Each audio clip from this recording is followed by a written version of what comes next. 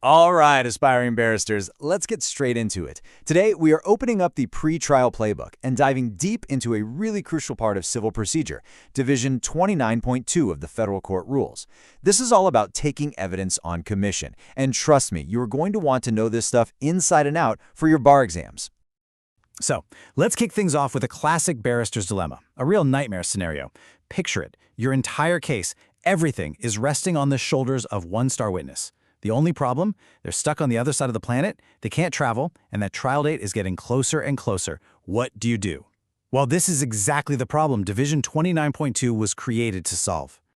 So where's the answer? It's right here, in your rulebook. Division 29.2 gives you the formal game plan for getting that must-have evidence. So in this breakdown, we're going to walk through the 4 key stages you absolutely have to master. First, how you apply for the order in the first place. Second, what to do when you're actually conducting the examination. Third, how to deal with those tricky objections. And finally, the all-important steps for getting that evidence filed with the court.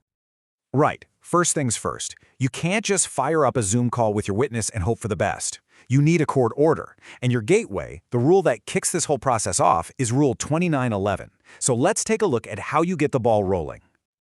Okay, so under Rule 29.11, Subrule 1, you've got 2 clear pathways. Your first option, under Paragraph A, is to apply for an order to have your witness examined before an examiner, and that can happen either here in Australia or even overseas.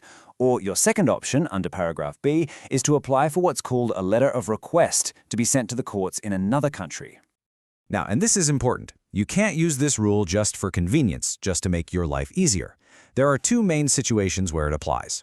The first is for a witness who's here in Australia but just can't make it to trial, maybe because of their age, poor health, or maybe they're about to leave the country for good. The second and probably more common situation is for that witness who's overseas and is either unwilling or just unable to show up and you have no way to force them to attend.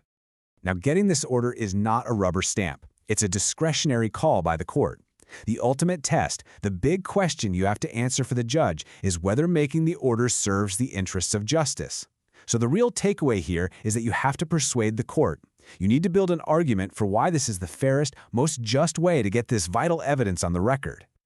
So, you did it. The court was persuaded and you've got your order. Fantastic. But what actually happens now?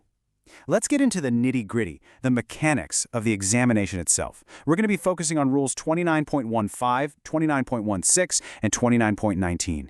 This is the practical stuff you really need to know. So first up, who is this examiner person anyway? Well, the rules define an examiner as a registrar of the court or really any other person the court appoints. But let's be practical. In the real world, it's almost always going to be a practicing barrister. And why is that? Well, because you need someone who knows their way around court procedure and the rules of evidence like the back of their hand. The whole process follows a really logical 4-step playbook. Let's walk through it. Step 1. Under Rule 29.15, the examiner sets a time and place for the examination. Step 2, and this is key, under Rule 29.16, the whole thing is conducted just like a trial. Step 3, that means, of course, that the witness can be cross-examined and re-examined. And finally, Step 4, under Rule 29.19, a formal record of all the evidence, which we call a deposition, is created. Okay, let's really drill down into Rule 29.16, because this is the engine room of the whole procedure. Subrule 4 is the big one. It must be conducted in the same manner as a trial. Subrule 3 confirms that yes, cross-examination and re-examination are part of the deal. And the examiner isn't just a potted plant. Subrule 5 lets them jump in and ask questions to clear things up, and Subrule 6 gives them the power to adjourn. It's basically a formal court hearing, just happening outside the 4 walls of a courtroom. But of course, in the real world, things don't always run smoothly. What happens if your opponent objects to one of your questions? Or even worse, what if your subpoenaed witness just digs their heels in and refuses to answer? Let's talk about the what-if scenarios.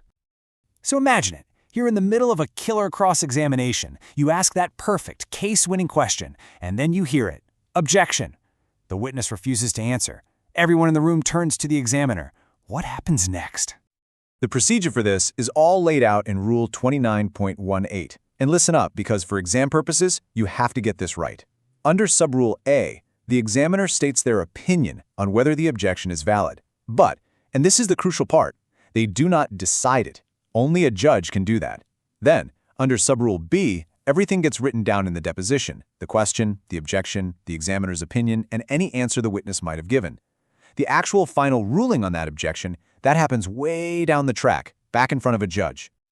Okay, let's ramp up the drama a bit. You've gone to all this effort, you've properly served a subpoena on the witness to attend, and they just flat out refuse. They won't be sworn in, they won't answer your questions. This is a direct challenge to the court's power. So what's your move?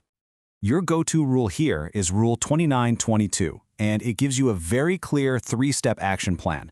Step 1, under Subrule 1, you ask the examiner for a signed certificate that details exactly how the witness refused to cooperate. Step 2, under Subrule 2, you take that certificate and you file it with the court.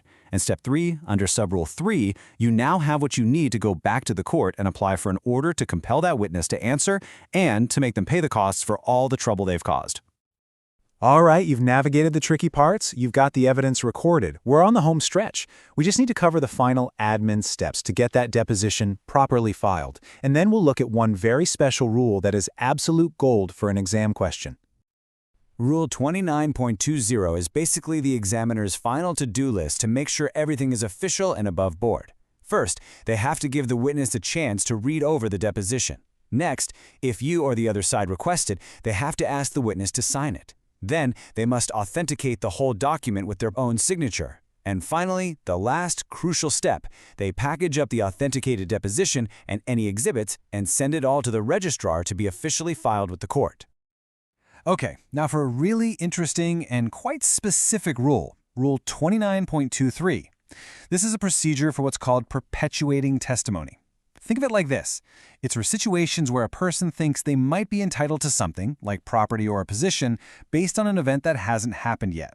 But there's a key witness who might not be around when that future event finally occurs. This rule lets them go to the court now to get that witness's evidence taken and preserved, just in case they need it for a future claim. It's rare, but it is a perfect exam question.